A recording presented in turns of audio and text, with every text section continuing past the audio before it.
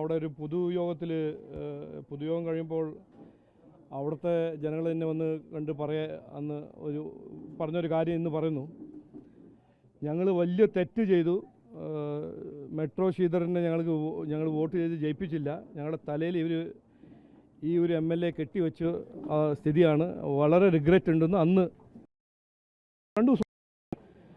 അതിൻ്റെ നമ്മൾ കാണുന്നത് ഇന്ന് കാണുന്നല്ലേ, എന്താണ് കോൺഗ്രസിൻ്റെ ഒരു പെരുമാറ്റവും ഒരു രീതിയും.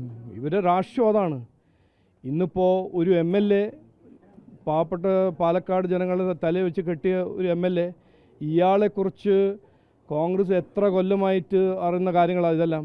ഈ വിമനെ പ്രെഡേറ്റ് ചെയ്യുന്നു, വിമനെ എക്സ്പ്ലോയിറ്റ് ചെയ്യുന്ന കാര്യങ്ങളെല്ലാം. എന്നിട്ട് ഇന്ന് ജാമ്യം കിട്ടിയില്ല. അതെല്ലാം ഒരു സ്ഥിതിയിൽ വരുമ്പോൾ ഇന്നാണ് അവർ പാർട്ടിയിൽ നിന്ന് പുറത്താക്കുന്നത്.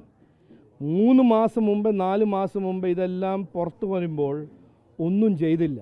രാഷ്ട്രീയം കളിച്ചു.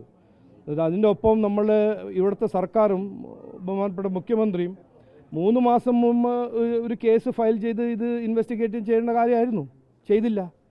ഇനിയിപ്പോൾ ഇലക്ഷൻ വരുന്ന 4 ദിവസം മുമ്പേ ജനങ്ങളുടെ ശ്രദ്ധ തിരിക്കാൻ അവർ രണ്ടാളും ഇരുന്ന് ഓരോ കാര്യങ്ങൾ ഇപ്പോൾ ചെയ്യുന്നു.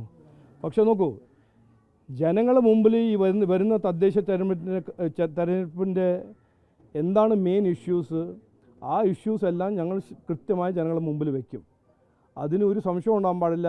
ഈ ഒരു തന്ത്രവും ഈ CPMൻ്റെയും കോൺഗ്രസിൻ്റെ ഒരു തന്ത്രം ഇവിടെ നടപ്പിലാക്കാൻ ഞങ്ങൾ സമ്മതിക്കില്ല.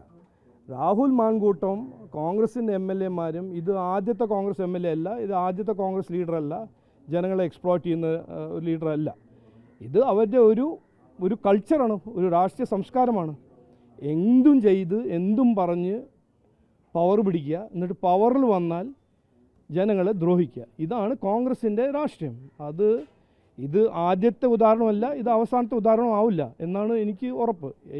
അതുകൊണ്ടല്ലേ എല്ലായിടത്തും കോൺഗ്രസിൻ്റെ എതിരെ 2014 മുതൽ ഇന്ന് വരെ ജനങ്ങളുടെ മാൻഡേറ്റ് കോൺഗ്രസിനെതിരെ പോകുന്നത്. അപ്പോൾ ഇതാണ് എനിക്ക് പറയാനുള്ളത്. വേറെ ഇതിനെക്കുറിച്ച് കൂടുതൽ പറയാൻ ആഗ്രഹിക്കുന്നില്ല. ഞങ്ങൾ മുമ്പോട്ട് പോകുന്നു. ഞങ്ങളുടെ വികസിത കേരളം, വികസിത തിരുവനന്തപുരം എന്ന കാഴ്ചപ്പാട്, ജനങ്ങളുടെ പ്രശ്നങ്ങൾ പരിഹരിക്കാൻ തദ്ദേശ സ്വയംഭരണ സ്ഥാപനത്തിൻ്റെ ഉത്തരവാദിത്വം, അതിനെക്കുറിച്ച് ഞങ്ങൾ ചർച്ച ചെയ്യുന്നു.